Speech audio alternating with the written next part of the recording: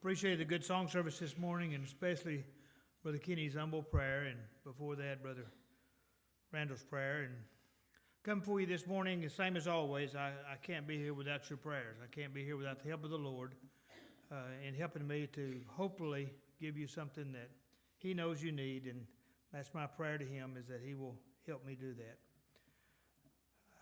It's Mother's Day, and I, like Brother Kenny said, it's one of those days we have a day of the year to celebrate, and I know why it was created initially. It was probably for commercial purposes as much as anything else. I know the flower dealers do good today, and the card distributors do good today. It's kind of like Christmas, where we pick a day to celebrate Christ's birth, and Easter when we celebrate His resurrection. I'm a lot like that with Mother's Day. That's something we ought to celebrate year-round.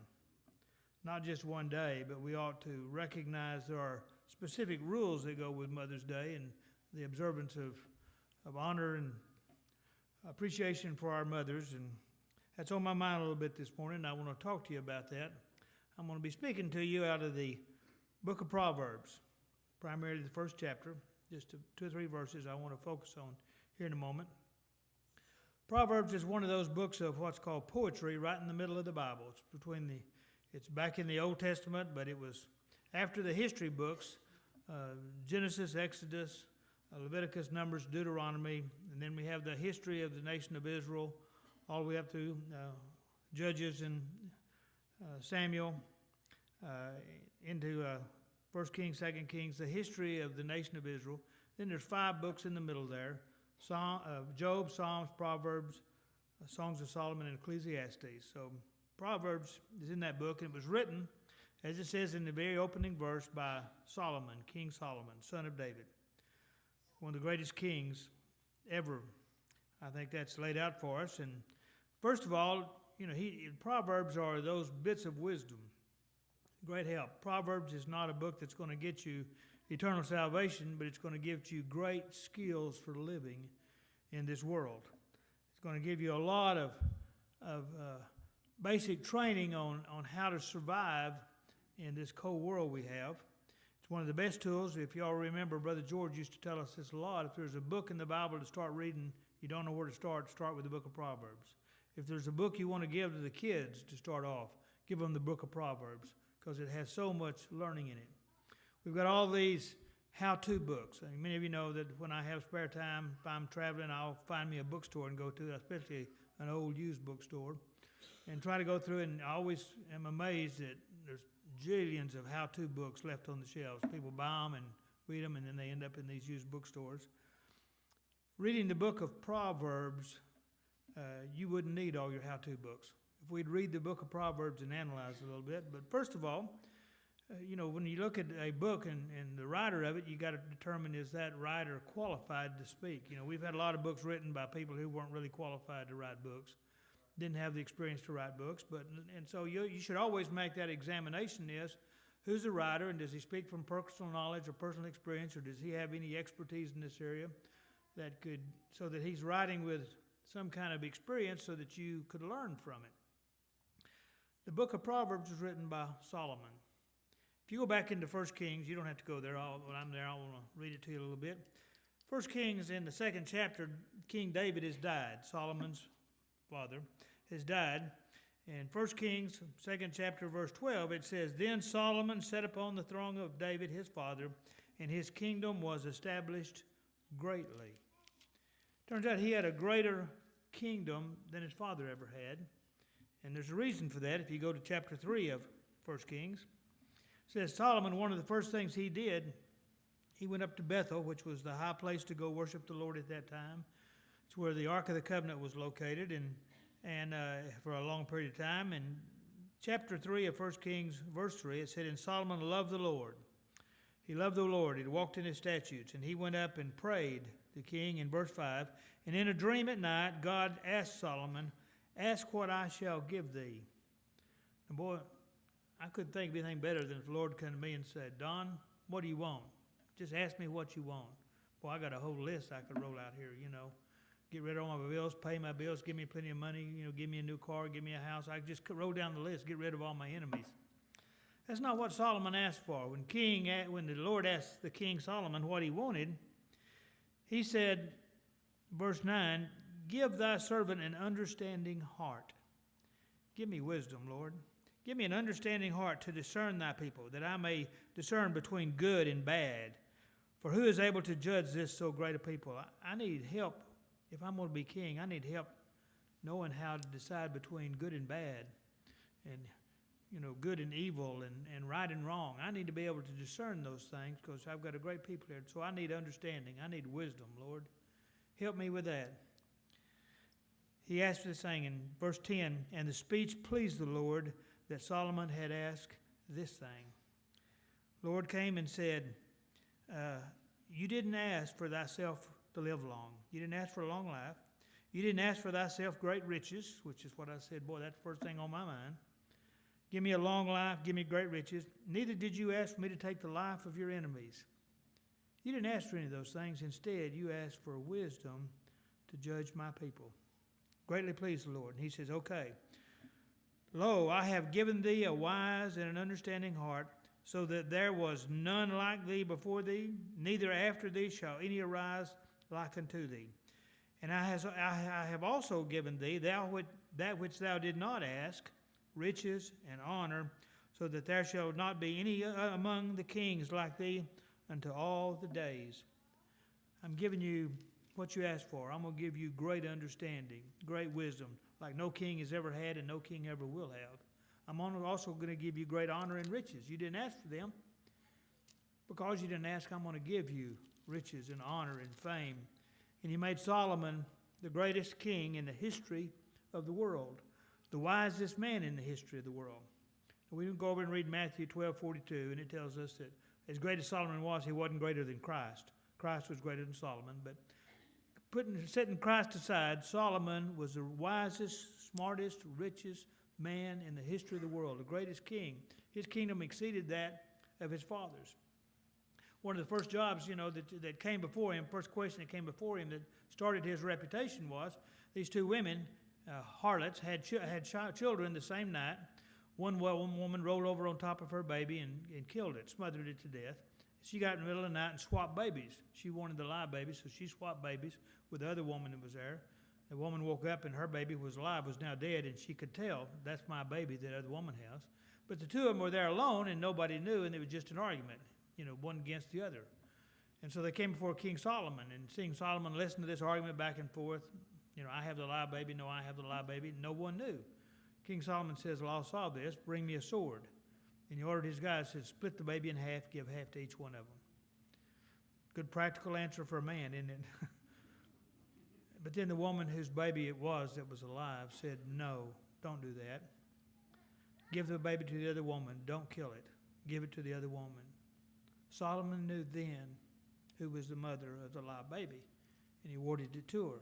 Shows you the wisdom he had in knowing the personalities of people. Then the king answered and said, give her the living child, and in no wise slay it. She is the mother thereof. And all Israel heard of the judgment which the king had judged, and they feared the king, for they saw that the wisdom of God was in him to do judgment. So Solomon was king over all Israel. And he reigned, had this great kingdom, and he started building his kingdom. And he had all these other kings come to him and make deals with him because they heard how wise Solomon was. Verse 21 of chapter 4, and Solomon reigned over all kingdoms, from the river unto the land of the Philistines, and into the borders of Egypt. Israel grew huge, looked like the Roman kingdom there. They brought presents and served Solomon all the days of his life. Verse 29, and God gave Solomon wisdom and understanding, exceeding much, and largeness of heart, even as to the sand that is in the seashore. And Solomon's wisdom excelled the wisdom of all children of the east country, and all the wisdom of Egypt. You've heard of Confucius over in the Far East, all the wise men that came out of China, and he said he exceeded their wisdom.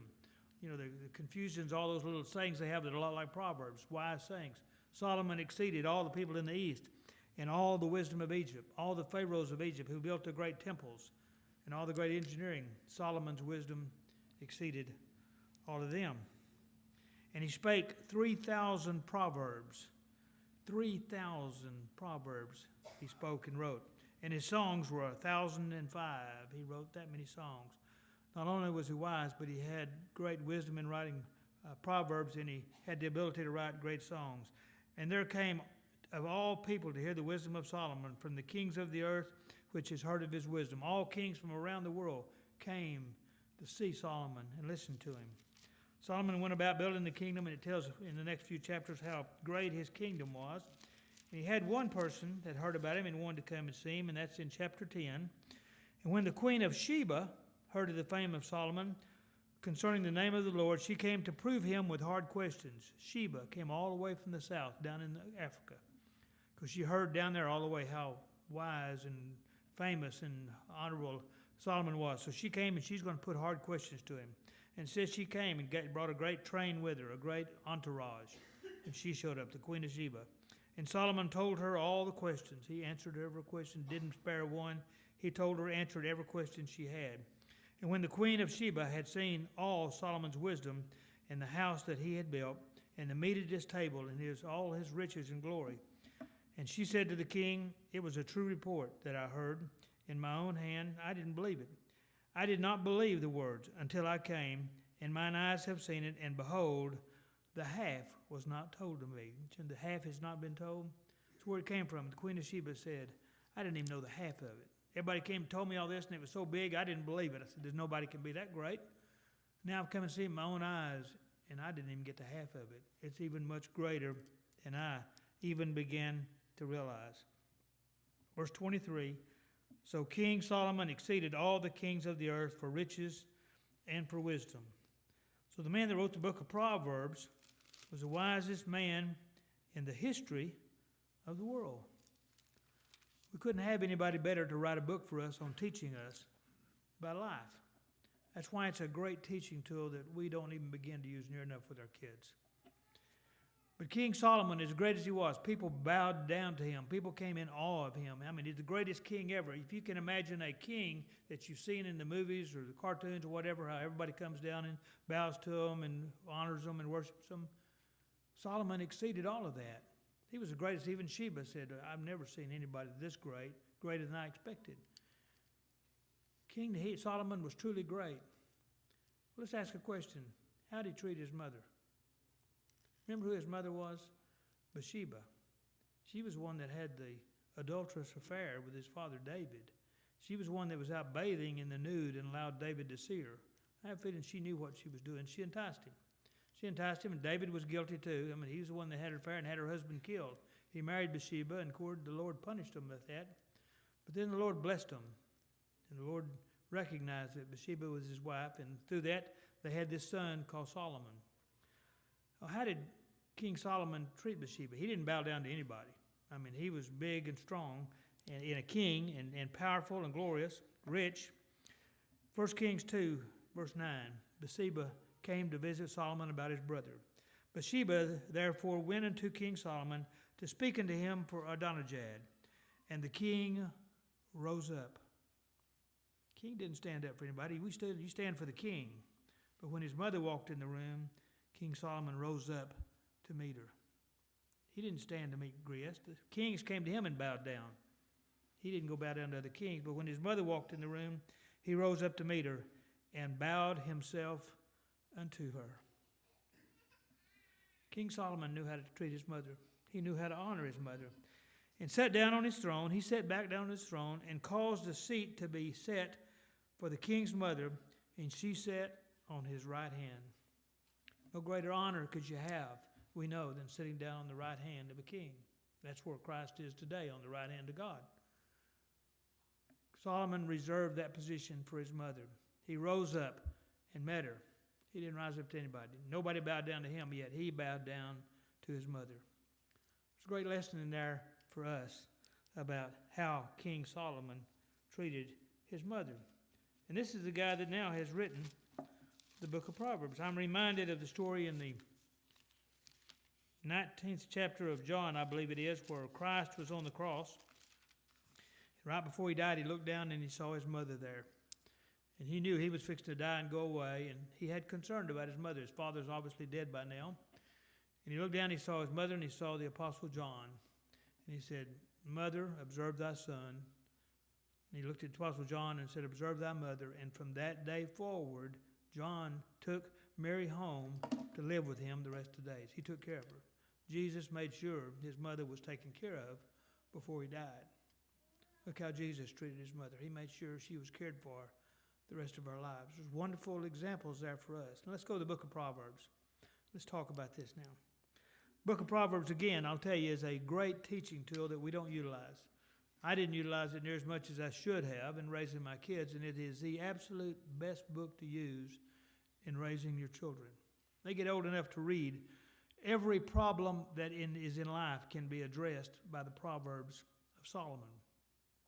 You've got all these subjects that are hard to bring up. Hard to bring up with my kids. How do you talk about sex and all those type of situations and drugs and alcohol and all the problems that come up in all of our day-to-day lives?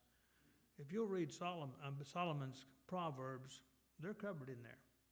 You can get in there now. They may not refer to crack cocaine, but they'll tell you about the addictions. And all you got to do is tell your kids, let's read the first chapter today. Let's read the second chapter tomorrow. And I remember Brother George telling us, Proverbs has 31 chapters. There's 31 days in most half the months. You can do the math, a chapter a day. Then sit down and visit with your kids about it and say, what do you think that means? Well, could it mean this? You don't have to worry about how do you raise the subject of sex. King Solomon will raise it for you. Then you can discuss it. And you can talk about what happened here. What's he warning us about here? What is he telling us about the dangers of infidelity in our life? What's he talking to us about the dangers of when we go off and get enticed away by sinners? What is he telling us about the dangers when somebody comes to you and says, let's combine our money together and go do this venture? He tells us most time when people are asking you to combine their money, it's because you're putting in more money than they are. A lot of practical advice in the book of Proverbs. Proverbs opened up, the Proverbs of Solomon, the son of David, king of Israel, to know wisdom and instruction, to perceive the words of understanding, to receive the instruction of wisdom, justice, and judgments in equity, to give subtlety to the simple, to the young man knowledge and discretion. If you're young and don't know a whole lot, these are going to make sense to you. You're going to understand them. Subtlety to the simple. And then look what he says. But the same Proverbs, a wise man will hear and will increase learning, and a man of understanding shall attain unto wise counsels. These are written in such a manner that not only the simple can understand them, but the wise men are going to see, hey, that's got a deeper meaning, and I'm going to learn from that too. To understand a proverb and the interpretation, the words of the wise and their dark sayings. Go to Proverbs. Let's look at a couple examples here of what we're talking about. Go to Proverbs 20 and 29. It's the one I like because I identify with it so much. Just to show you what we're talking about here, what these proverbs mean. It's easy to understand for the simple, but the wise man reads that and goes, whoa, that's deep. 20 and 29, the glory of young men is their strength, and the beauty of old men is the gray head. I understand that. You can read that and say, yeah, the glory of young men is their strength. Young men are usually stronger. And the beauty of old men is the gray head. Gray head, I guess. I'm qualified for that, clearly. But a wise man will read that and go, wow.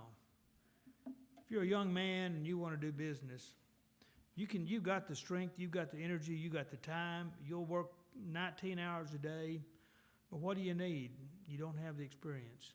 You need to get yourself a partner. Get somebody you can counsel with, somebody that's been there and done that. It can give you that guidance. The two work together great. A young man needs help from an older man. Same way with women. Younger women need the help. Young mothers need the help of the older mothers. That's what he's telling us here. Younger mothers have the strength and energy. We all parents say, boy, I wish, now that I've got the time, I wish I'd have had the energy to do, I had the energy back when I was a kid. Didn't have the wisdom to know what to do with it. And that's what he's telling us here. And he said, and the beauty of old men is the gray head. My problem is I get these backwards. Now that I'm up in a few years, I still think I'm 21, 22, 23, and I can go out and I can lift what I did then, I can haul it away. And, first thing I know, I'm going, oh my gosh, what have I done to my back? I can't get out and jog like I used to. I can't get in a hurry like I used to. I want to do a young man's work, and it said, no, that's not the job of the old man. Old man is to use your wisdom and provide guidance. I know now, hopefully I'm smart enough, I'll get some young kids to do the moving, and I'll tell them how to do it. I'll give them instruction and guidance. That's what he's telling us here. These two, see, it makes simple, has simple meaning, but it goes really in depth. Another one I'll go over with you quickly is go over to chapter 26, verse 20, and this is one we all need to learn. Where no wood is, there the fire goeth out. We know that. My son and I have been on lots of scout campouts. If you don't have any wood, you run out of wood, your fire's going to go out, isn't it? No wood, there's no fire. But then he finishes it, and he said, so, in comparison, I want to compare that with something else. So, where there is no talebearer, the strife ceases. Where there's nobody gossiping, there is no strife. You know, one of the biggest problems we have is when we sow strife in the church. We get out and we start talking. There's a problem going on, and I'm going to stir it up a little bit by talking about it. I find something bad about somebody, and I'm going to spend all my time spreading that word. When most people wouldn't even know it, and there wouldn't be any strife, except for me being a talebearer and spreading that word. Just like when there is no wood, the fire goes out. When there's no talebearer, there's no strife. We should all remember that. You know, our mothers told us years ago, if you can't say something good about somebody, don't say anything at all. That's exactly what we're talking about here. It's exactly what Proverbs. Now, see, that's easy to understand. Where there is no wood, the fire goeth out. I'm a kid, young kid, I can understand that. But he says, so, because that's simple, so, when there's no talebearer, there's no strife. You know, Facebook is a good thing, I guess. It does. It's a great communication tool. When you use it for that, it's great. But, you know, we've also seen where Facebook has caused a lot of problems. It's an easy way to spread a lot of rumors and a lot of gossip. Now, I want to know what's going on, and I appreciate in times past when I'll learn stuff, people tell me stuff because they read it on Facebook. It's a great way to spread communication. If you've got news, you've got a child being born, you've got sickness, it can be a great tool. But it also could be a great danger, and not just Facebook. I use that as an example, but anything of social media. That is the phenomenon today. We should keep our talebearing off our communication. Let's go back now to Proverbs, first part of Proverbs, where we were. What King Solomon's telling us here in the first 6 verses is, if you read Proverbs, you'll understand good and bad. You'll understand the difference between wise and foolish, and you'll understand the difference between right and wrong. What I want to focus on now is 3 verses. First chapter, verse 7, 8, and 9. The fear of the Lord is the beginning of knowledge. That means the respect of the Lord. Fear of the Lord, the beginning of knowledge, but fools despise wisdom and instruction. My son, hear the instructions of thy father, and forsake not the law of thy mother. For they shall be an ornament of grace unto thy head, and chains about thy neck. These proverbs were written to give us day-to-day understanding of life and how to deal with it, especially these here, which talk about the mothers and the father. But proverbs were written primarily not for us. They benefit us, but they weren't written for us. They were written for the Lord, so that we would behave appropriately with the Lord. If you go to chapter 30 of Proverbs, verse 7, 8, 9, it's really important that we understand what he's talking about. Everything about Proverbs we do unto the Lord. He said, 2 things have I required of thee, deny them me not before I die. Remove far from me vanity and lies. Give me neither poverty nor riches. I don't want to be poor, and I don't want to be rich. I don't want to be poor, but boy, I love to be rich. Give me neither poverty nor riches. Feed me with food convenient for me. Give me only enough food that I need. I want to say, I want a kitchen loaded with food, so I've always got ready. He says, no, just give me the food that I need. Don't give me poor. Help me not to be poor, but don't make me rich. And give me only the food I need. It's like Jesus says, give us this day our daily bread. We don't need bread for the future. We don't need to hoard it up, like he says here. Now, there's nothing wrong with having a supply of food, especially if you know there's a problem coming in. That's not what we're talking about here. He said, lest I be full and deny thee and say, Who is the Lord? If I'm rich and if I'm full, got food and I'm full, I'm going, I'm doing pretty good by myself. I don't need the Lord. I'll deny the Lord if I'm rich or if I've got more food, more material things than I need, then I don't need the Lord. And that's what it'll make me do. And I don't need to be in that boat. Remember, these things, all the things of Proverbs are about teaching us how to live in honor of God. Or, lest I be poor and steal and take the name of my God in vain. If I'm poor, then I'm tempted to go out and steal it, and then what kind of a child of God am I then? People look at me and say, well, he claims to be a Christian, but he steals all his life. Don't make me rich and don't make me poor. Give me only a portion that I need. Like Paul said, we need moderation in all things. We don't want to be poor and we don't want to be rich. We see these people who win the lottery, millions and millions of dollars, and I understand a lot of them are miserable after they win it, don't know what to do with it, and they have everybody hounding them. So these Proverbs were written for the Lord. Now I'm going to go back now and look at verses 7, 8, and 9 of chapter 1. We'll stay there pretty much now the rest of my time. There's a few things I want to point out. First of all, the family, the mother and the father and children, was an ideal initiated by the Lord. The Lord created the family for us to live on this earth. Look here, he says in verse 8, My son, we got children, hear the instructions of thy father, and forsake not the law of thy mother. God created the family. Real quickly, I'm going to turn back to Genesis, because we know where this started, and Solomon understood this well.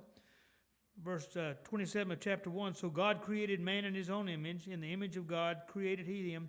Male and female created he them, and God blessed them, and said unto them, Be fruitful and multiply, and replenish the earth, and subdue it. He made them male and female for a reason. He created the family for a reason. Get over in chapter 2 of Genesis, verse 24. Therefore shall a man leave his father and his mother, and shall cleave unto his wife.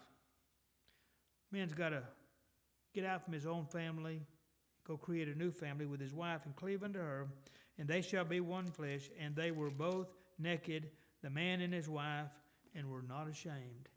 It's the only time in the Bible that God blesses nakedness between a man and a woman, is between a man and a woman that are husband and wife. The rest of the time you can go over to Leviticus, he condemns it. I've spoken about that before. He condemns it. Every other combination of men and women, men and men, women and women, men and women, except a husband and wife, and he blesses that relationship. He created the family. He created a husband and wife to have that sexual union, that they could then produce children. And out of that, the two of them become one flesh, and they produce one flesh. Look at the oneness that God created in the family. It's a tremendous blessing to us. And that's what, first of all, is that we have God originated the family. Originated that this is the way it is supposed to be. A man and a woman marrying, becoming intimate with each other, and if they produce children, then the children are part of that same family, and that's what he intended from first. Now, we've seen a lot of times where we have in this world, a lot of times we have single parents for especially tragic reasons. I know Brother Kenny's been through this, I've been through this, many of you have too, where we've lost a spouse. I lost a spouse and still had children. It scared me to death. I didn't know what I was going to do. And the Lord will bless a single parent, especially those that have faced tragedy. He will bless a single parent. I couldn't have gotten by during my time in trying to raise my children without the help of the Lord. I remember just almost breaking down on the hood of my car, sitting on the hood of my car in a hospital parking lot, trying to figure out what in the world I was going to do. And the Lord richly blessed me, and he will bless those times when it's needed. The Lord will bless that. But it was intended for there to be a mother and a father, just like he teaches here. Second, we'll teach here that a family is based, especially the foundation of it, is on the fear of God. Verse 7, the fear of the Lord is the beginning of knowledge. Every family needs to be based on a respect for the Lord, respect and guidance of the Lord. And that's what we're told. We should be That's the first thing we should learn is about the Lord. We should teach that to our children. We should bring them to church. Teach our children. If you mess up as a mother or a father, guess what? You get a second shot at it. You get to be a grandmother or a grandfather. And we know you can make mistakes as mothers and fathers. You can't make mistakes as grandmother and grandfather. We know that's the best ones. Mothers sometimes have trouble. Grandmothers are just near perfect. We all know that. So the Lord gives you an extra shot at it, and we should use that opportunity too to use our experience to teach our children. But the fear of the Lord, we've got to have the understanding and the appreciation of the Lord in our marriage to make it work right. Number 3, the family is the first school. Family is the first school we go to. If you're raising a family and they got a child in there, you're going to school long before you go to what we call public schools or private school, any kind of a formal school. It's the first place we go to school. Think about all the other animals and kingdoms, all the other animals in the world. They have a lot of instinct stuff. As small infants, babies, they go out on their own and do stuff on their own. You know, those little babies, birds are kicked out of the nest really early and learn how to fly on their own. They do a lot of stuff instinctively. Us men and women, we don't do quite so many stuff instinctively. And we can't leave the nest too early or we'll never survive. We die on our own. It was intended, the Lord intended it this way so that the parents would teach their young kids. Take them to school. And look here, it says, my son, hear the instruction of thy father. The instruction of the Father. He's an instructor. And forsake not the law of thy mother. So the family is the first school. And that's what Solomon is telling us here. Parents have a job to do at home schooling their kids. Whether or not they choose to continue schooling them or put them in public schools for their other type of formal training, that's not what we're talking about here. We're talking about those basic things of life that we need to teach our kids at an early age. Now notice the difference here. Fathers instruct, but mothers give the law. Now that also means teaching too, but there's a difference between these two. There's a difference between even the way it's worded here between the fathers and mothers, and that goes to the next point I want to make. The roles of the father and mother. Both of them have responsibilities in raising children. I'm here Mother's Day today, but Father's Day is coming soon, so we'll hit both these at the same time. Hear the instruction of the father, and forsake not the law of the mother. It doesn't say the mother's job here is to change diapers and cook. It doesn't say the father's job is to go down and work all the time and he doesn't have time to spend with the kids, so the mother needs to assume that role. It's not what it says at all. There are two roles here. And it's important. Now, a lot of times, you know, the Lord will give grace to when you have a single parent. You have to try to fill in the role of the other people. Like I said, I fell in that role one time, and I panicked, didn't know what to do. I fell back, and I remembered what my mother taught me so that I could try to fill that role. Didn't do it near as good as a mother. But you have to compensate for that because there are two roles here. The instruction of the father. We know fathers are a little bit more hard-lined, not quite as compassionate as the mothers, and we go out and teach them the basic things. We'll go out and teach them the things about how to do work ethic, that type of oriented. We'll teach them all those basic things of life. That's why it's an instruction. That's why it talks about, heed the instruction of the father. The father will instruct and teach you. If you're on the farm, and go out and teach you how to work on the farm. You know, in town like I did, I learned the tools of my father's trade. And forsake not the law of the mother. What's the law of the mother? There's some things that you learn from your mother. A lot of times it's how to cook and those type of things, but even sons learn a lot of things from the mother. I don't walk into anybody's house with mud on my shoes. Where did I learn that? If I go stay over here with Brother Joe and Brother Beth and they let me have a room and I spend the night with them, and I walk in the house with muddy shoes and get it all over Beth's carpet and go in there and mess up her bedroom and leave it torn up and my bed unmade, she's going to say, didn't his mother teach him anything? That's what we learn from our mothers. Mothers give us great skills in dealing with other people. Not that, fathers do, well, that's usually going to be tough.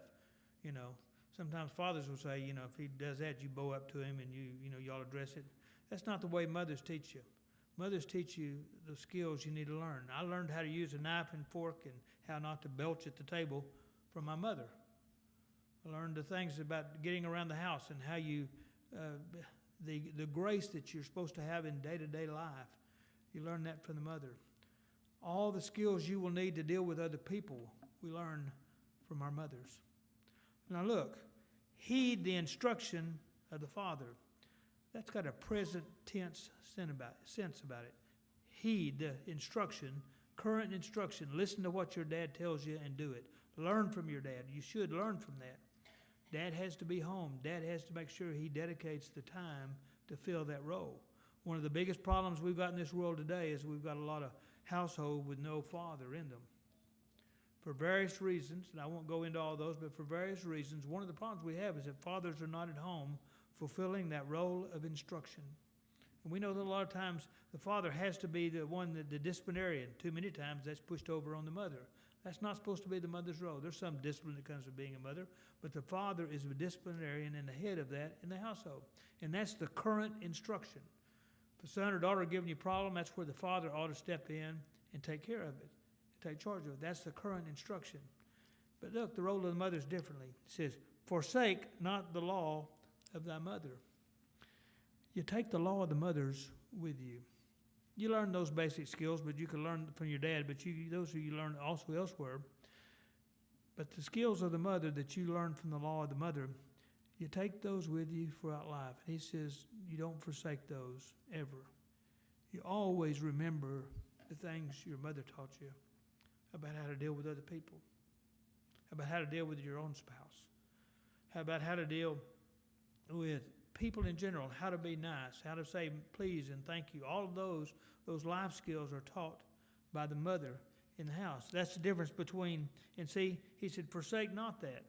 A lot of times we get away, and especially if you're young, and we finally get away from the household, as I was so glad to do, finally get away from out from under my mother and dad and go to college.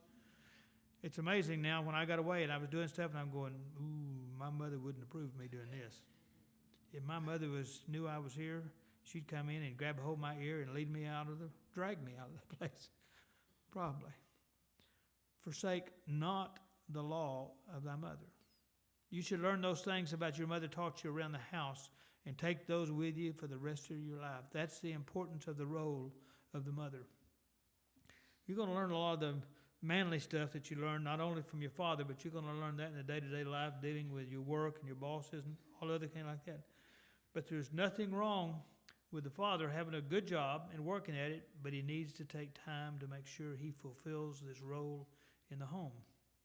Nothing wrong with the mothers working. A lot of mothers choose to work, but they've still got to make sure responsible to fill this Roman hole. And there's absolutely nothing wrong with a mother wanting to be a mother, a stay-at-home mom. I don't want to be a stay-at-home mom. I couldn't be a cook, a cleaner, the compassionate person. I can't fix. So, everything, I could just come up with a laundry list of all the things that the women do around the house. It's a whole lot more individual items than the men do. They have much more talented in raising a family than the men do. So it's not just a homemaker.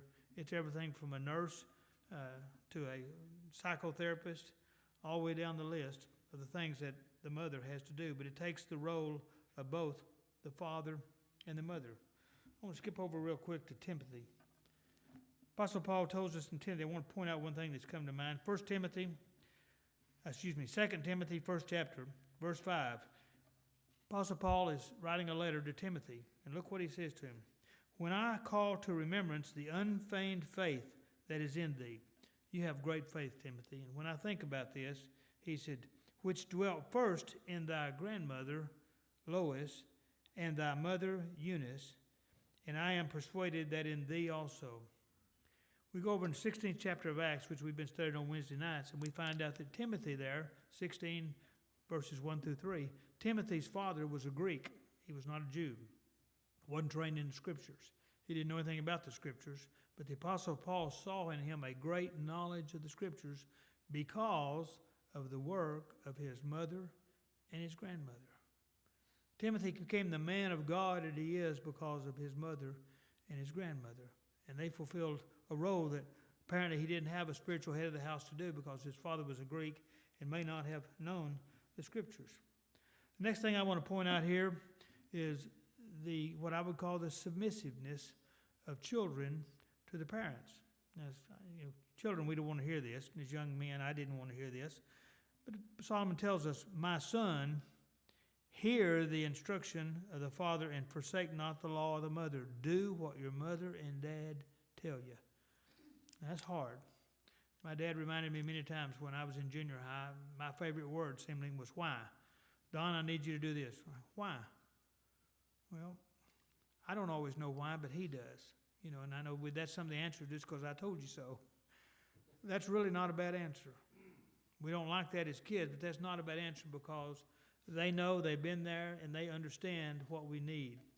Now, if you were smart aleck like me, I thought I knew what I needed. And we always think we know what we need when we're 16, 17, 18, 19 years old.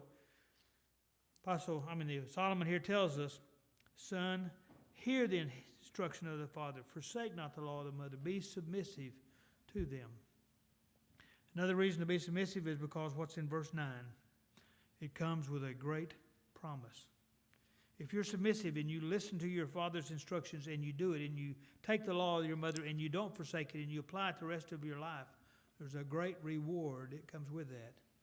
Verse 9, "For they shall be," this is the instructions, "and the law of your mother and the instructions of your father, if you take those and apply them in your life, they shall be an ornament of grace unto thy head, and chains about thy neck." And chains, I'll talk about that in a minute, but they shall be an ornament of grace unto thy head. You ever see a young man or a young woman that is extremely well behaved, says yes sir, yes ma'am, goes about their business, has a good work ethic, do all the things right, and you'll go, "Boy, that kid's mother sure taught him right." That's the reward that comes to you. You're viewed as a person of great grace because you heeded the instruction of the father and the law of the mother. "And they shall be like chains about your neck." That's not talking about chains as we think of. That's talking about jewelry. You listen to the instruction of your father and heed the laws of your mother, you're going to be a very graceful person.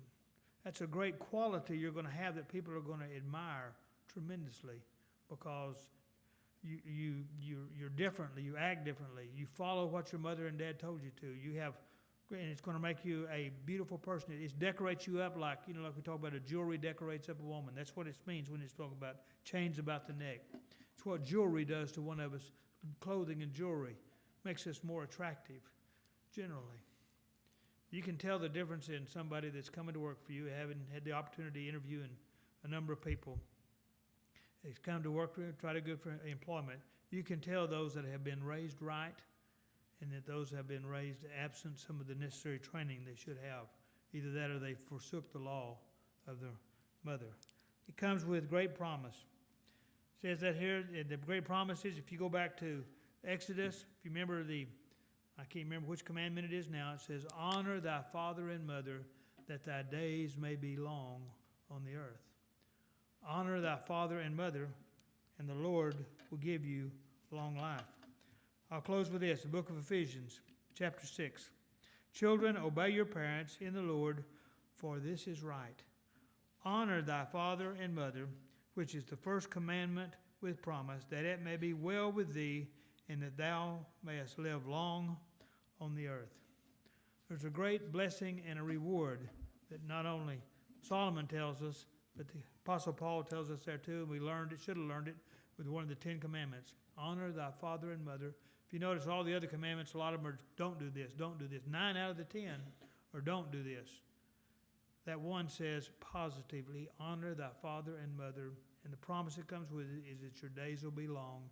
And as Solomon tells us, and you'll be viewed differently. People will look at you and admire you because of your grace and your natural beauty. I'm not talking about physical beauty. I'm talking about the natural beauty of your personality, especially because of the law of the mother, as Solomon tells us here.